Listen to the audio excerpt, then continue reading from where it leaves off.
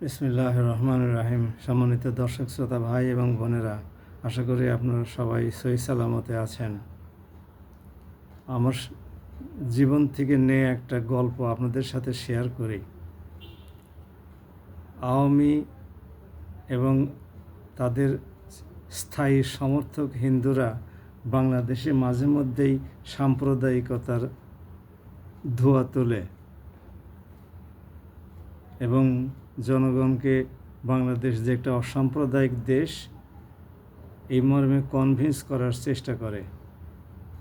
তথাকথিত বুদ্ধিজীবী এবং আমার দেওয়া টাইটেল পেটজীবীদের একটা গ্রুপকে তারা কনভিন্সও করে ফেলেছে। এর বিষয়ে আমি আমার জীবন থেকে নিয়ে একটা ঘটনা আপনাদের সামনে তুলে ধরব। যখন আমি ঢাকা ইউনিভার্সিটিতে শিক্ষকতা করি, তখন আমাদের ডিপার্টমেন্টেরই একজন সিনিয়র শিক্ষক, যিনি ঘোরতর আওয়ামী সমর্থক, ওনার বাড়ি পাবনা জেলাতে।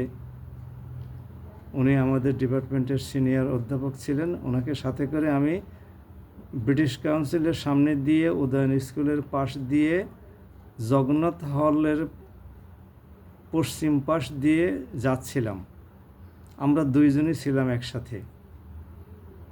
আলোচনার এক পর্যায়ে জগন্নাথ হলের কাছে গিয়ে আমি ওনাকে বললাম যে, স্যার, উনি আমার অনেক সিনিয়র, এই জন্যে আমি ওনাকে সম্মান করতাম, স্যার বলে সম্বোধন করতাম। আমি ওনাকে সম্মান করতাম, উনি আমাকে স্নেহ করতেন। আমি বললাম, স্যার, জগন্নাথ হল একটি সাম্প্রদায়িক হল। এই সাম্প্রদায়িক, আপনারা তো সাম্প্রদায়িকতার বিরুদ্ধে কথা বলেন, তাহলে ঢাকা বিশ্ববিদ্যালয়ে যে একটা সাম্প্রদায়িক হল রয়ে গেছে, এটার বিরুদ্ধে আপনারা কথা বলেন না কেন?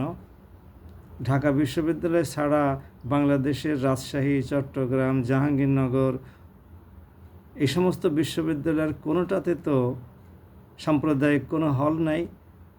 না হিন্দুদের জন্য কোনো আলাদা হল আছে, না শুধু মুসলমানদের জন্য কোনো আলাদা হল আছে। তো এখানে এটা থাকবে কেন? আপনারা সাম্প্রদায়িকতার ধ্বজাধারী, বিরুদ্ধে প্রবক্তা, কাজেই আপনারা এটা নিরসন করেন। উনি বললেন, আতাউর রহমান, আপনার কথা তো খুব সত্যি, কিন্তু এই কথা বলে ওদেরকে কনভিন্স করা সম্ভব হবে না, এটা আমরা পারবো না। উনি অপারগতা প্রকাশ করলেন। আমি যেটা আপনাদেরকে বলতে চাই, ঢাকা ইউনিভার্সিটিতে শুধু ছেলেদের জন্য কিন্তু একটা জগন্নাথ হল আছে, আর বাকি যে হলগুলো আছে সেগুলোতেও 2-4 জন হিন্দু ছেলে বসবাস করে না, তা কিন্তু নয়। একই গ্রামের একজন মুসলিম, একজন হিন্দু। মুসলিম ছেলেটা হলের সিট পেয়েছে, হিন্দুটা পায় নাই। তো ছেলেটা এখন কোথায় যাবে? জগন্নাথ হলে তার কেউ নাই, সুতরাং সেখানে সে থেকে যায়। থেকে গিয়ে ওই মুসলিম হলগুলোতে গরুর মাংস পাকানো হয়, পরিবেশন করা হয় ডাইনিং টেবিলে। ওই ছেলেটা পাশে বসে ডিম দিয়ে খায় বা মাছ দিয়ে খায়। এগুলো তো ঘটে। এছাড়া মেয়েদের জন্যে, হিন্দু মেয়েদের জন্য আলাদা কোনো হল নাই।